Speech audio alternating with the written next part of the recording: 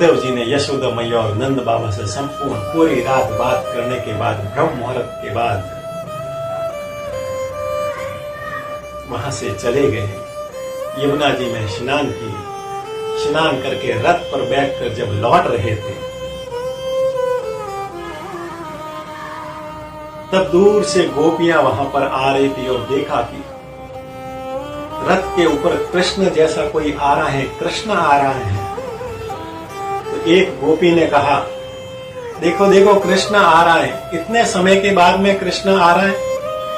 दूसरी गोपी ने कहा, नहीं नहीं, ये कृष्ण ही नहीं हो सकता। यदि कृष्ण होता तो सबसे पहले हमें मिलने के लिए आता, और हमें मिले बगैर ही जा रहा है, तो ये कृष्ण नहीं है।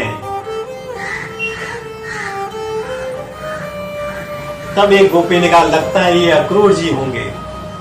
पिछली बार आए थे तो कृष्ण को लेकर गए थे, इस बार आए तो पता नहीं किसको लेकर जाएंगे। एक तो दुख पूरा हुआ नहीं और दूसरा दुख देने के लिए आ गए। ऐसी बात कर ही रहे थे कि उद्धव जी रथ के ऊपर सवार होकर गोपियों के नजदीक आए।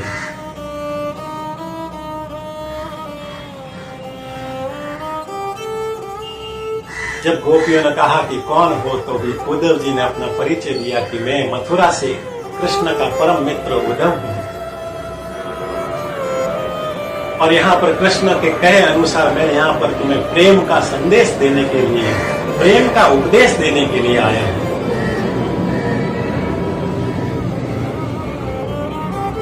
हे गोपियों, हे वृंदावन वासियों, तुम प्रेम के चक्कर में मत पड़ना। इस प्रेम के चक्कर को छोड़कर, प्रेम के मार्ग को छोड़कर तुम ज्ञान के मार्ग पर चलो। तुम्हारा जो ये मन है वो प्रेम से हटाकर ज्ञान के मार्ग पर लगाओ। तब एक गोपी ने कहा, यदि हमारे पास 10-20 मन होते तो हम लगा देते। हमारे पास तो एक ही मन था और वो भी हमने कृष्ण के प्रेम में लगा दिया है। अब हम दूसरा मन लाए तो लाए कहां से?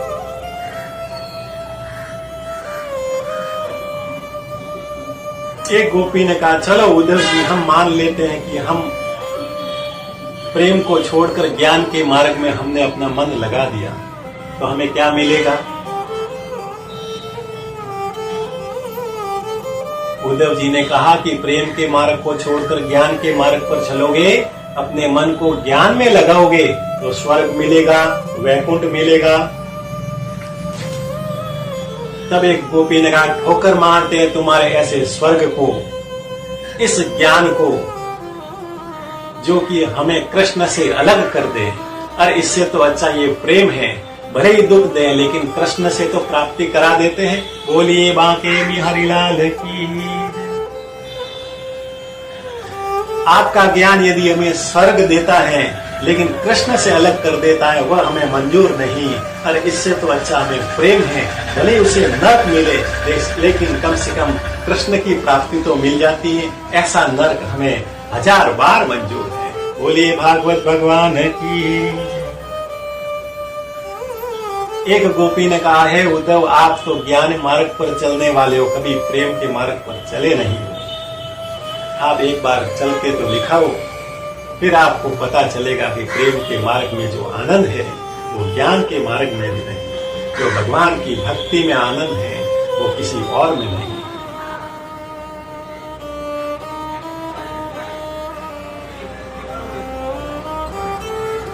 उद्धव ने कहा कि मैं यदि वहां पर जाऊं तो तुम्हारा क्या संदेश लेकर जाऊं?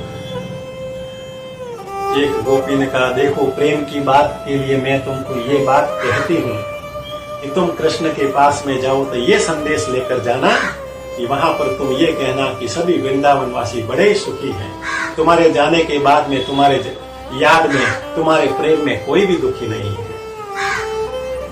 तुम्हें याद भले करते हो, स्मरण भले ही करते हो, लेकिन तुम्हारी याद के अंदर, स्मरण में कोई दुखी नहीं होता। ऐसा तुम संदेश लेकर जाना, क्योंकि प्रेम का तो यही है कि जिससे प्रेम करें वह किसी भी अवस्था के अंदर खुश रहे, और उसके लिए भले हमें कितना भी दुख झेलना पड़े, यही प्रेम है।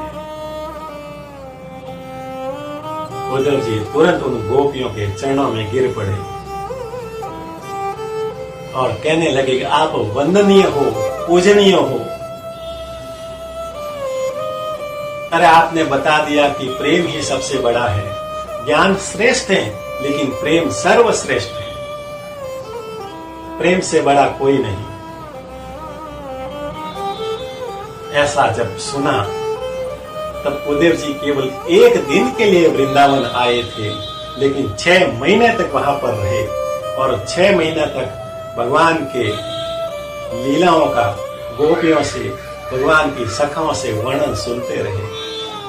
और 6 महीने के बाद जब पुनः लौटने लगे तब मन ही मन के अंदर विचार किया कि काश मैं भी इस वृंदावन की रज बन जाऊं, ताकि वृंदावन के ये जो वृंदावन वासी है, भगवान के भक्त के जो चरण इस रस पर पड़े तो मेरा भी कल्याण हो जाए, मेरा भी जीवन धन्य हो जाए।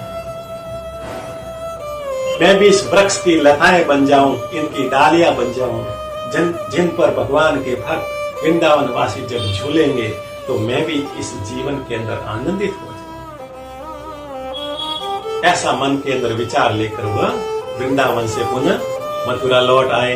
बोलिए भागवत भगवान की।